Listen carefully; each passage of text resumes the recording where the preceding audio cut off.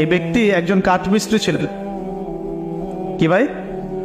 কাঠমিস্ত্রি।